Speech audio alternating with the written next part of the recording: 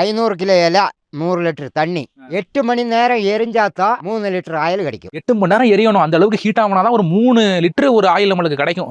அந்த எண்ணெய் 3 லிட்டர் தான். 3 லிட்டர். மழை காலத்துல 2.5. 8 மணி நேரம் எரிக்கிறதுக்கு விறகு இல்ல, நாங்க ஆயில் காய்ச்சின வேஸ்ட் இலையே காய வச்சு அதைத்தான் எரிக்கிறோம். விறகெல்லாம் போட்டு கட்டுப்படி ஆகாது. இப்போ இந்த காய்ச்சல் 500 கிலோ இலையும் வந்து அப்படியே உள்ள தண்ணியில கிடக்கும். அதை காய வச்சு அதே பஸ்ட் அடுத்து எரிக்க ஆரம்பிச்சிடுறீங்களா? இல்ல, இந்த இலை வேஸ்ட், ஆயில் எடுத்த வேஸ்ட்டை தள்ளிடுவோம்.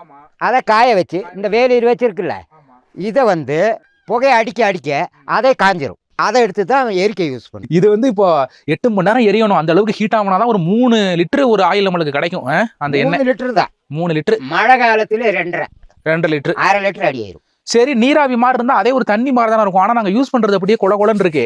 நீங்க இந்த நீராவி ஆகப்பட்டது கூலிங் ஆகி வரும்போ அடியில் அதான் ஒரு பாத்திரம் வச்சிருக்கு, அந்த பாத்திரத்தில் விழுகும்போ தண்ணி அடியில் நின்றுடும், தைலம் மேலாத மிதக்கும். எதுவுமே கலக்க மாட்டீங்களா? எதுவும் இல்லை, அப்படியே டப்பா வச்சு தனியாக மேலாக மோந்து எடுத்து வடிகட்டி ஃபில்டர் பண்ணி வைக்கிறது தான் அங்கே கடையில். ஓ, நம்மகிட்ட கலப்படம் இல்லை. நம்மகிட்ட இருந்து வெளியேறியாச்சுன்னா 1 லிட்டர் 5 லிட்டர் ஆயிரும். 1 லிட்டர் 5 லிட்டர் ஆயிரும். ஆனா நீங்க கொடுக்கறது ஒரிஜினல். ஆமா, அதுக்கு நீங்க நம்ம இடத்துல ஸ்பாட்ல தயாரிக்கிற பொருள் வந்து ஒரிஜினல் பொருள். சரி, இந்த இலையெல்லாம் எங்க போய் காட்டுல போய் கொண்டு வருவீங்களா? யார் போவீங்க? நம்ம மொத்தத்துல கான்ட்ராக்ட் பேசிடுறது. ஒரு ஏக்கரை 10,000 15,000ன்னு பேசிடுறது. மொத்தமாக ஒரு 100 ஏக்கர் 50 ஏக்கரை பேசி வச்சிருவோம். அதுக்கு ஆளை வச்சு இப்போ இலை வெட்டி காய்ச்சி எடுக்கிறது தான் அவங்கக்கிட்ட. அவங்களுக்கு எப்படின்னா 1 லிட்டருக்கு 500 ரூபா கொடுத்துருவோம்.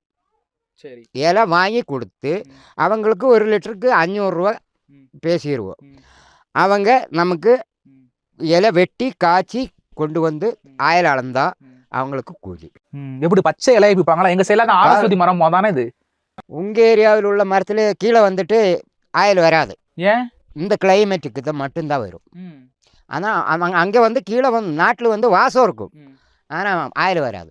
எங்க சைடு நாங்கள் அந்த ஆரஸ்வதி மரம்னு சொல்றோம்ல, அதை வந்து அங்கேயே நாங்கள் எரிச்சோம்னா இது மாதிரி நாங்கள் எடுக்க முடியாதா? எடுக்க முடியாது, ஆயில் வராது. ஏன் இங்கே கொடைக்கானல்ல மட்டும் இந்த புகையா மட்டும் வேற புகையா தான் போகும். ஏன், என்ன காரணம்? இங்க மட்டும் வருது. கீழே வந்து காய்ச்சி இருக்கணும்ல, அங்கே வந்து காய்ச்சி எடுத்துருக்கோம்ல. ஆனா இலை ஒண்ணுதான், இலை ஒண்ணுதான் அந்த ஆரஸ்வதி இலை. ஆனா இந்த கிளைமேட்டுக்கு தான் இந்த இலையில ஆயில் நிற்கும்.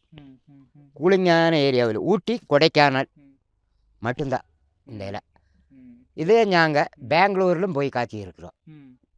பெங்களூரில் ஃபுல்லாக இருக்குது. அங்கே இந்த கிளைமேட்டு இருக்கிற நேரத்தில் காய்ச்சி இருக்கிறோம். ஆனால் 2 லிட்டர் தான் வரும். சரி, பச்சை இலையை விற்பீங்களா இல்லை காஞ்ச சருகு அது மாதிரியா? பச்சை இலை. பச்சை இலையை அப்படி பறிச்சு வரணும். அதாவது பச்சை இலை வந்து நம்மளிப்போ அந்த மரத்தில் ஏறி, அதான் தெரியுதுல்ல, அந்த மரத்தில் ஏறி வெட்டி அது பொடி பொடியாக அரைக்கணும். குச்சியெல்லாம் தனியாக போயிடும்.